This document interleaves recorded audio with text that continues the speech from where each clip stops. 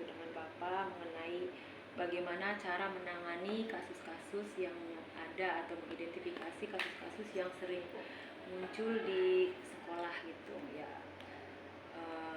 Di sini biasanya ada kasus yang berkaitan dengan dilema etika dan rujukan moral. Nah, biasanya Bapak melakukan identifikasi yang seperti itu bagaimana? Ya, untuk pertanyaan Ibu, poin itu harus ini dulu, flashback dulu kaitan dengan masalah analisis identifikasi permasalahan yang timbul itu. Ada satu analisis yang dibuat hasil masukan-masukan daripada tim manajemen di berbagai macam bidangnya. Nah, di situ akan ada yang namanya satu dasar-dasar yang dibuat. Yang pertama, dasarnya adalah sekolah itu kan membuat program kerja sekolah. Dalam program kerja sekolah itu kan implementasinya dari berbagai macam bidang. Ada pengelolaan di bidang kurikulum kaitan dengan pembelajarannya, ada di bidang kesiswaan kaitan dengan masalah tata tertib siswanya, masalah masyarakat, lingkungan masyarakat ada di humasnya, masalah penataan lingkungan sekolah ada di Waka Sarpasnya.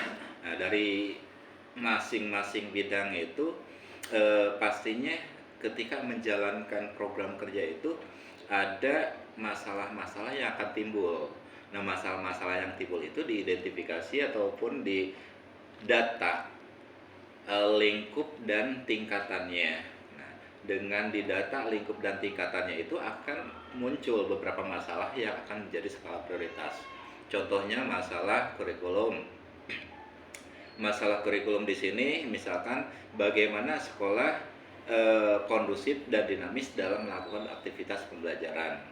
Nah, misalkan ada ketika kepala sekolah melakukan monitoring rutin harian dalam kegiatan pembelajaran, ada guru yang tidak masuk tanpa alasan. Nah, ini akan jadi catatan kepala sekolah untuk jadi bahan diskusi manajemen. Salah satu aja misalkan untuk di bidang kurikulum masalah kedisiplinan mengajar guru mapel yang sudah dijadwalkan oleh bidang kurikulum. Nah, itu akan jadi rekapan bahan evaluasi kinerja guru. Nah, kaitan dengan masalah bidang kesiswaan itu ada yang namanya aturan main atau tata tertib sekolah. Idealnya itu adalah bagaimana satu aturan yang diterapkan untuk peserta didik mendapatkan pelayanan dengan aturan. Nah, sama halnya dengan bidang sarana. Masalah akan timbul ketika kaitan dengan mendisiplinkan siswa yang di bawah naungan kesiswaan, kaitan dengan pembelajaran yang kondusif yang dilakukan oleh bidang kurikulum. Nah, itu akan berkaitan dengan munculnya masalah di bidang sarana prasarana. Nah, kaitan dengan penunjangan sarana prasarana ini akan ada keluhan-keluhan kaitan dengan masalah warga sekolah yang ada di bidang humas. Apakah anak komplain dengan pelayanan yang diberikan oleh sekolah atau oleh guru, atau bahkan warga sekolah yang poinnya adalah ada di orang tua siswa yang mendapatkan keluhan dari anaknya karena emang pembelajaran yang kurang. Itu permisalkan. Dan kondisi di sekolah, jujur saya katakan bahwa dinamika permasalahan yang timbul, satu kaitan dengan kinerja guru dalam melaksanakan pembelajaran di kelas, ya kaitan dengan siswa, kaitan dengan disiplin, baik waktunya, tata tertib berpakaian, ataupun aturan di lingkungan sekolah lainnya dan lain sebagainya. Nah, itu kaitan dengan bagaimana sekolah bisa mengidentifikasi yang nanti ketika udah diidentifikasi menjadi satu list atau temuan-temuan yang didiskusikan dengan tim manajemen sekolah skala prioritas mana yang pada tahun pelajaran ini kita akan rubah atau kita cari solusi permasalahan daripada yang terjadi. Nah, itu. Oke, itu tadi dalam bidang-bidangnya ya Pak untuk memecahkan kasus atau mengidentifikasi kasusnya. Nah, kalau misalnya mengambil keputusan itu sendiri, kalau misalnya tadi kayak di bidang humas ya, mengenai bidang humas ataupun bidang kesiswaan itu kan tentu dengan prasarana dan juga masalah kedisiplinan siswa. Nah, itu Bapak bagaimana ketika mengambil keputusan di mana misalnya di dalam satu sisi nih ketika mengambil keputusan itu Bapak mengidentifikasinya ini harus ke bidang mana gitu, apakah kesiswaan itu tertuju hanya kepada kurikulum saja atau kepada kesiswaan? Iya. Nah, kaitan dengan bagaimana mengidentifikasi apakah masalah yang terjadi di sekolah itu ini nanti disposisi permasalahannya harus diselesaikan di bidang mana. Nah, itu satu mengacu pada program kerja sekolah yang tertuang dalam RKJM. RKJM diturunkan lagi menjadi RKT yang disesuaikan dengan dukungan Pak Bos kita. Nah, sehingga akan ada yang namanya satu evaluasi setiap tahunnya. Contohnya misalkan ke sarana. Ketika dalam pembelajaran ada komplain siswa terkait dengan media pembelajaran yang kurang memadai atau mungkin bisa dikatakan jadul, itu dalam RKJM sudah dituangkan karena itu program untuk 4 tahun ke 5 tahunnya yang dituangkan dengan RKT atau rencana kerja tahunan yang semuanya itu include dalam tanggung jawab atau tupoksi kepala sekolah, di mana program yang dilakukan kepala sekolah yang masing-masing bidang itu tertera ada program harian, ada program mingguan, ada program bulanan, ada program semester, ada program tahunan, ada juga program yang insidensial ya. Nah, kita ambil satu contoh saja, misalkan adanya keluhan kaitan dengan masalah pelanggaran siswa dari berpakaian. Nah, itu akan diambil permasalahan mengenai disiplin siswa dalam berpakaian, akan dievaluasi apakah ketika solusi menertibkan disiplin berpakaian itu poin di tata tertib dengan sanksi ataupun tindakan langsungnya itu sesuai dengan kondisi ataupun harapan siswa, atau emang sanksi dan tindakan langsung itu sudah sesuai. Kalau sudah sesuai, tinggal direvisi ataupun ditetapkan kembali pada tahun pelajaran berikutnya. Andai tidak sesuai karena keinginan siswa untuk cara mendisiplinkan berpakaian dengan seni yang lain, maka kami punya kebijakan untuk merubah tata tertib siswa atau tata tertib sekolah itu ditargetkan setiap bulan Juni sebelum tahun pelajaran baru. Itu ada revisi aturan tata tertib siswa. Nah, di situ poinnya salah satu contohnya. Oke, berarti selama ini Bapak selalu menjunjung tinggi prinsip-prinsip ya dan nilai-nilai yang ada dalam nilai kebajikan gitu, yang dimana ada rasa kasih sayang dan segala macamnya.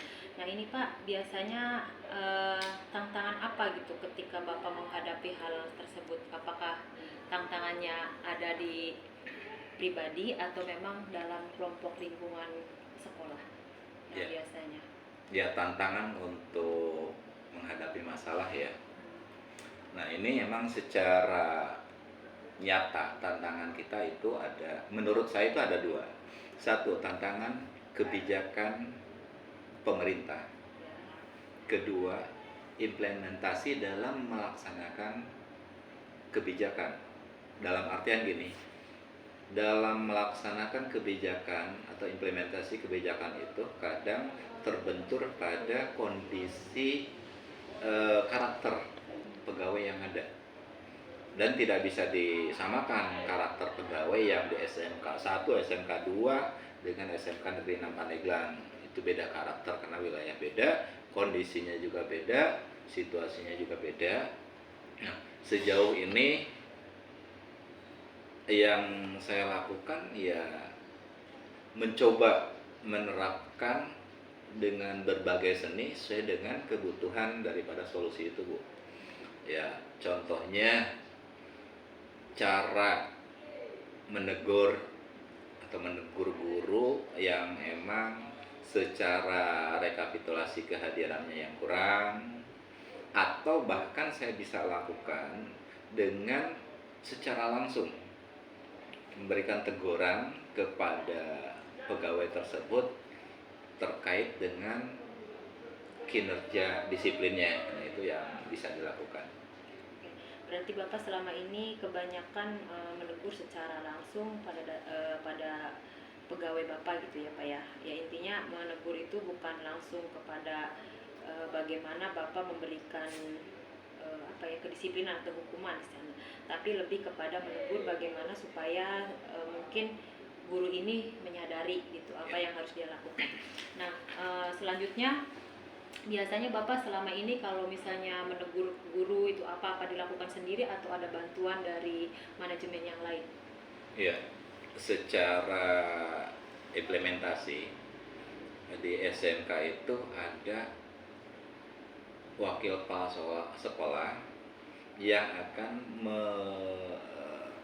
merealisasikan satu program. Ada wakak kurikulum, kesiswaan, humas, sarpras.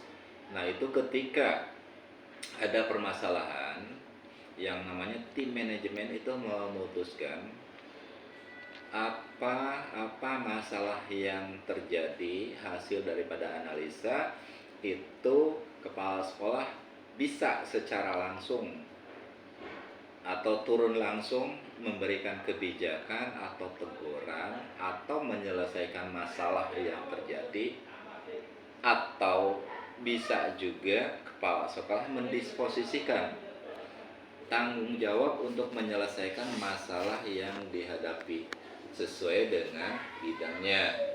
Ya, contohnya ketika pembelajaran nggak kondusif, kepala sekolah pasti memberikan disposisi kepada wakil kurikulum bagaimana memberikan satu solusi kaitan dengan masalah pembelajaran yang kondusif ataupun pelayanan pembelajaran yang maksimal kepada siswa.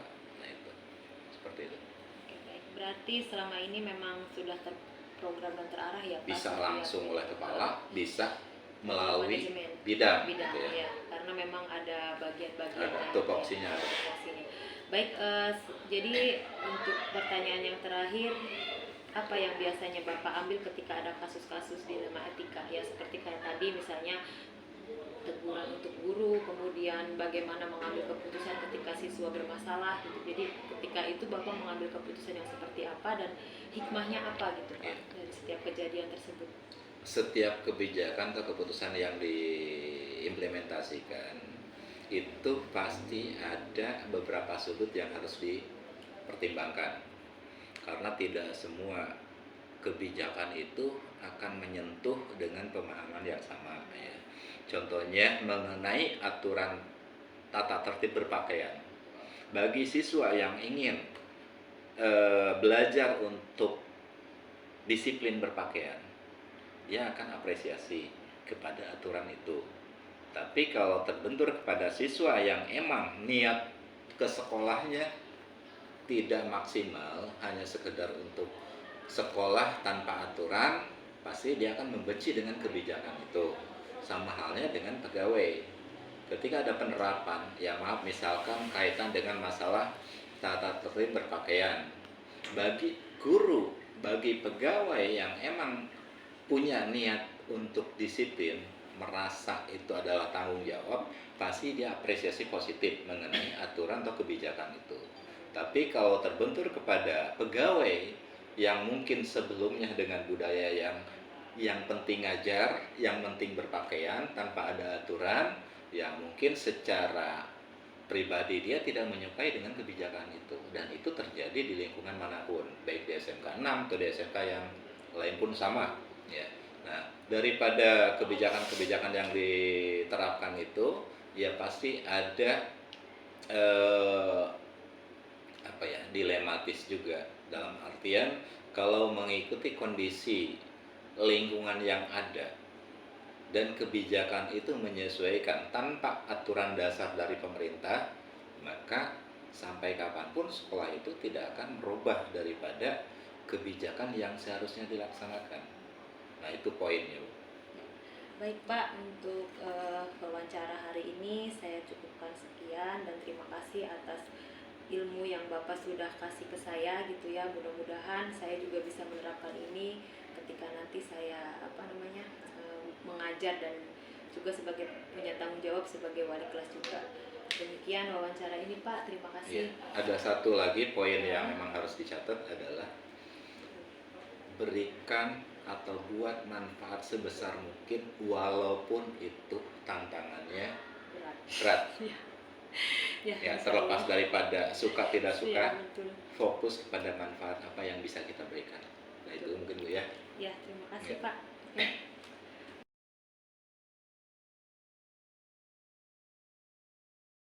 Saya ada tugas dari kegiatan CGP di mana saya di sini ingin mewawancarai Bapak selaku pimpinan di SMA 9 Pandeglang.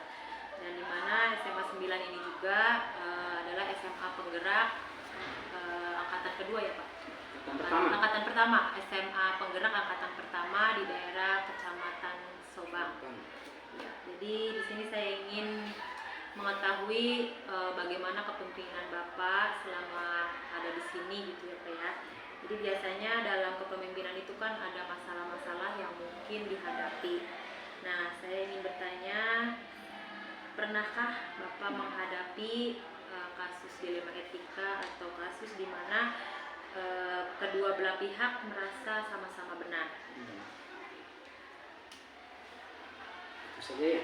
Terima kasih atas kesempatan yang diberikan kepada saya, yaitu diwawancara pada hari ini. Kebetulan apa yang ditanyakan tadi yaitu berkaitan dengan permasalahan dalam posisi orang yang bermasalah ini dalam posisi benar dan benar ya. Oke. Ada beberapa kasus yang terjadi dalam waktu yang lalu, tapi yang mungkin yang akan saya coba angkat ini kesempatan untuk menjelaskan penanganan saya berkaitan dengan penyelesaian permasalahan antara dua orang guru kebetulan yang di sekolah. Yang satu posisi sebagai guru, disebutkan apa ya? Guru mata pelajaran. Yang satu sebagai wali kelas dan yang satu sebagai guru BP kebetulan ya. Ya, dari kacamata saya sebetulnya dua pihak ini dalam posisi tadi katakan benar, karena memang mereka itu dua-duanya ingin mencoba mempertahankan nasib anak ya. Ketika ada salah satu anak yang mana anak itu dalam proses pembelajaran berlangsung itu kebetulan punya perilaku yang satu cenderung kurang baik, kemudian anak itu kehadiran bermasalah, sering tidak masuk. Nah, di sana pada posisi wali kelas ya, posisi wali kelas di sana sebagai orang tua di sekolah mempunyai keinginan untuk mencoba mempertahankan anak ini, jangan sampai anak ini putus sekolah ya.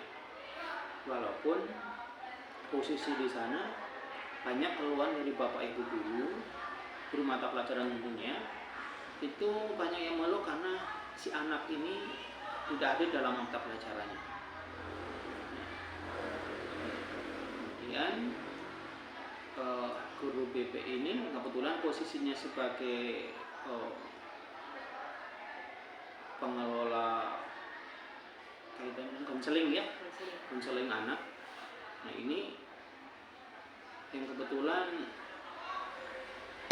terlalu banyak masalah di sekolah. Yang kebetulan juga di sekolah ini guru BP cuma ada satu dari sekian ratus anak, sehingga guru-guru mapel ini semuanya memposisikan ya, itu menuntut KPK gimana penyelesaian anak ini, karena dari segi kehadiran anak ini hampir semua pelajaran istilahnya sudah tidak memenuhi lah dari prosentase kehadirannya ya. Pokoknya udah di atas ya, paling hanya kehadiran itu tidak lebih dari tidak lebih dari 10% lah dari proses kegiatan. Jadi 90% anak itu ada di luar, sehingga guru-guru ini artinya menyudutkan, istilah tanda kutip yang menyudutkan guru BP, kenapa tidak ditangani. Nah sementara ini guru BP sebagai penanggung jawab kaitan dengan ini menanyakan kepada wali kelas. Sementara wali kelas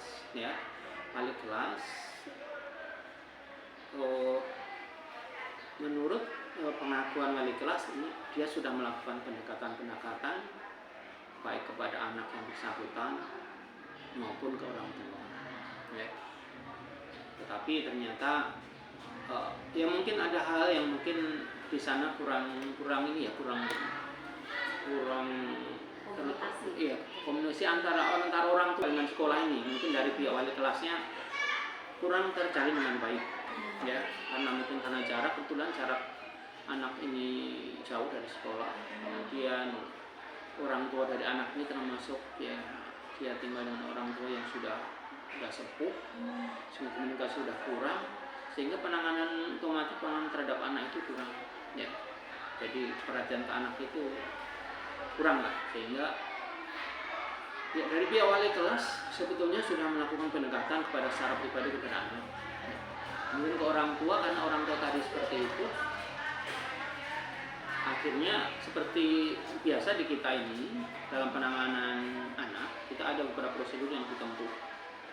Ketika anak bermasalah, tentunya kita akan tangani dengan tahap-tahapannya.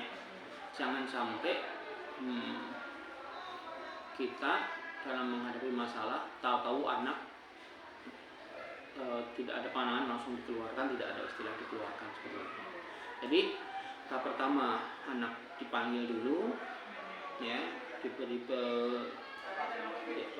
penjelasan atau mungkin ditanyakan apa masalahnya sampai kemana masuk, ya. Nah itu dihimbau tolong jangan diulang lagi seperti itu, ya. Ya ternyata hal itu tidak terpengaruh oleh wali kelas, sehingga akhirnya panggillah orang tua. Tapi tadi karena memang orang tua susah untuk sekolah, akhirnya sekolah memberikan waktu kepada wali kelas untuk visit. Ya memang ternyata seperti itu kondisi di rumahnya, dan komunikasi juga karena udah tua, orang tua itu akhirnya termasuk susah, ya. Hanya disampaikan seperti itu. Nah kejadian seperti itu, ya artinya penanganan seperti itu, ya, konfirmasi orang tua ini kita jalankan sampai nanti artinya ada surat peringatan. Nah ini belum sampai surat peringatan nih, baru penyampaian ini. Nah ternyata dengan jalannya waktu ini ternyata tidak ada perubahan, sehingga wali kelas ini akhirnya menyampaikan surat peringatan ke anak, ya, yang harus ditandatangani orang tua. Nah, aturan yang kita lakukan di sini, kita ini sampai 3 kali surat peringatan, atau istilahnya SP1, SP2, SP3. Nah menjelang SP3 ini ternyata anak ini memang masih perubahannya masih belum minim lah, belum, ternyata kita sebagai teman-teman itu sebagai guru kurang puas, ternyata tidak ada perkembangan. Ini harusnya ada tindakan terakhir. Artinya kalau ketika sudah guru semuanya menyerah tidak ini, ya akhirnya harusnya diserahkan ke orang tua. Dengan artinya begini, dengan menyerahkan orang tua ini, orang sekolah akan membantu ketika anak itu mau pindah kemana, sekolah akan memfasilitasi, kan. Ya kemungkinan dengan harapan gini, mungkin anak tidak cocok di sini, tidak betah di sini, atau mungkin perlu tempat baru, lingkungan baru, sehingga anak itu bisa berubah. Nah ini akhirnya kita sampaikan ke orang tua. Nah sebelum ke sana ternyata tadi dari teman-teman guru akhirnya memojokkan ke BP masalah penanganannya, kebetulan juga seorang perempuan. Nah akhirnya dari komunikasi antara wali kelas dengan BP. BP akhirnya memohon kepada wali kelas untuk segera ditangani agar ini cepat clear, gitu. Apakah anak ini memang benar mau dikembalikan orang tua, apa terus masih mau dibinakan begitu? Nah, karena mungkin wali kelas juga tadi, ya, satu memang karena mungkin keterbatasan waktu mungkin juga karena penanganan itu, termasuk juga mungkin komunikasi lewat telepon atau lewat WA yang selalu ini, akhirnya mungkin timbullah emosi, sehingga sampai lepas dari kontrolnya.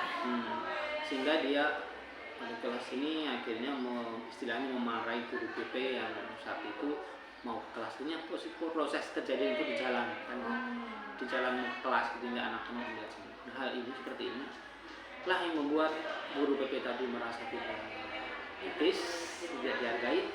Guru BP tadi langsung lari ke kantor. Dan kantor untuk pulang ketemu saya, akhirnya saya pisah, yang wali kelas saya amankan dan saya minta keterangan apa permasalahannya ya.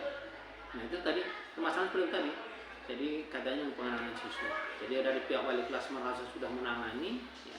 Sementara di pihak guru dan pihak BP penanganannya sepertinya tidak maksimal, karena ini selalu berlarut-larut begini, nggak ada perubahan. Nah gitu. Nah sebenarnya yang dari guru BP akhirnya juga. Jadi begini, ketika kasus itu terjadi, ya, akhirnya tadi yang dari pihak wali kelas sudah saya minta keterangan konfirmasi pertamanya.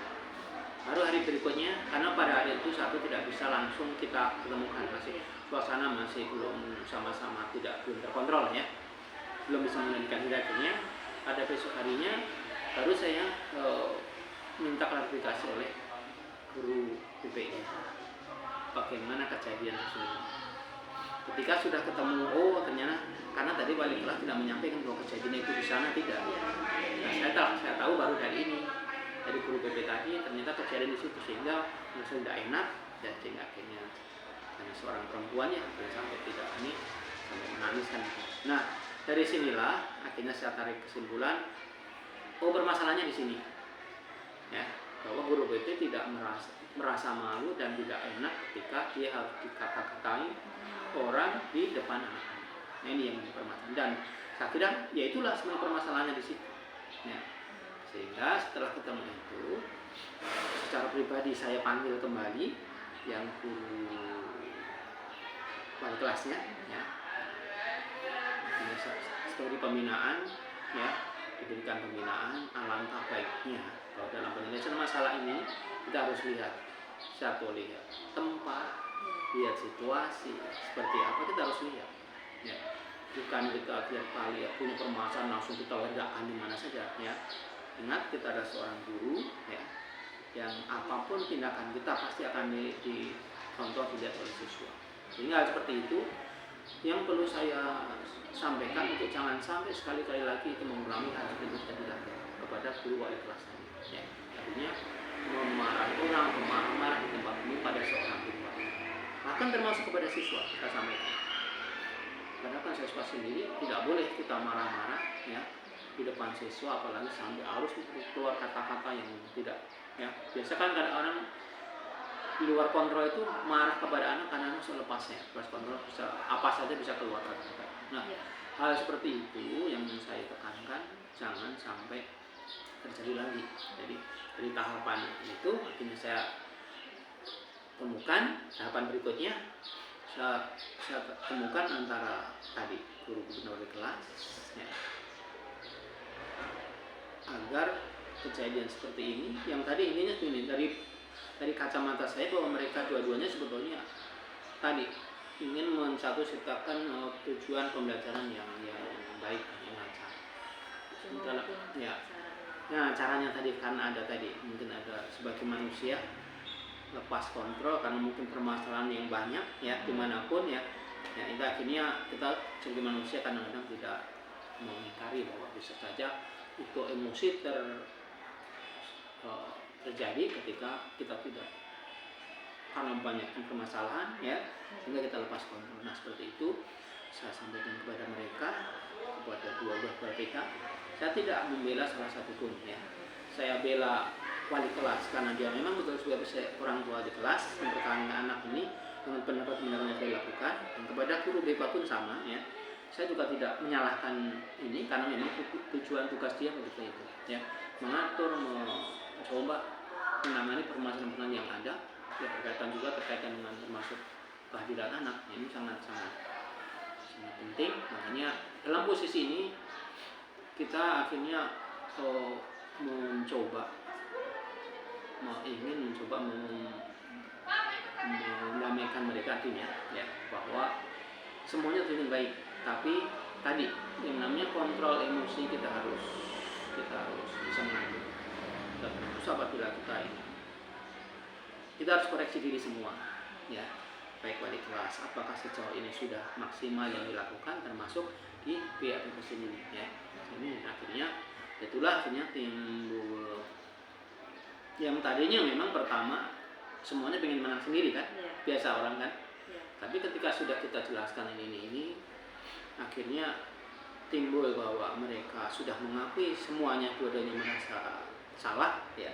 Dengan begini akhirnya mereka sudah bisa berdamai dan saat ini bisa bekerja kembali dengan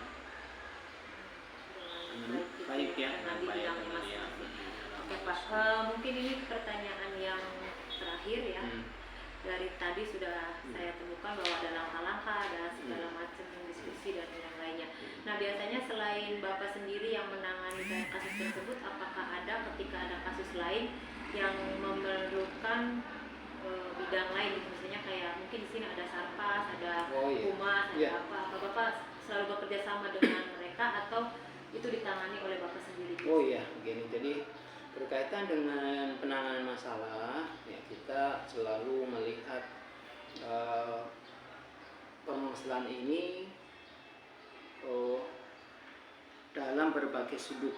Artinya untuk teknis penyelesaian ini kita biasanya tidak, saya sebagai seorang pimpinan di sini harus menyelesaikan sendiri, ya. Kadang-kadang kita melihat satu sudut bahwa permasalahan ini berkaitan dengan bidang apa, ya, atau permasalahan ini atau orang yang bermasalah ini kadang-kadang kan begini. Jadi seseorang itu ada istilahnya yang merasa istilahnya apa ya, merasa orang itu akan menurut omongan orang ketika berhadapan dengan orang A, B, atau C atau D, ya, ini. Jadi ada istilahnya orang, yang ditakuti itu ini. Nah, kita pun sama dalam penyelesaian ini, kita akan memandang ini. Nah, ini secara pribadi kadang-kadang kita ini harusnya seorang pimpinan harusnya bisa menekan ini anak, ternyata tidak seperti itu. Bahkan untuk semua orang pun sama.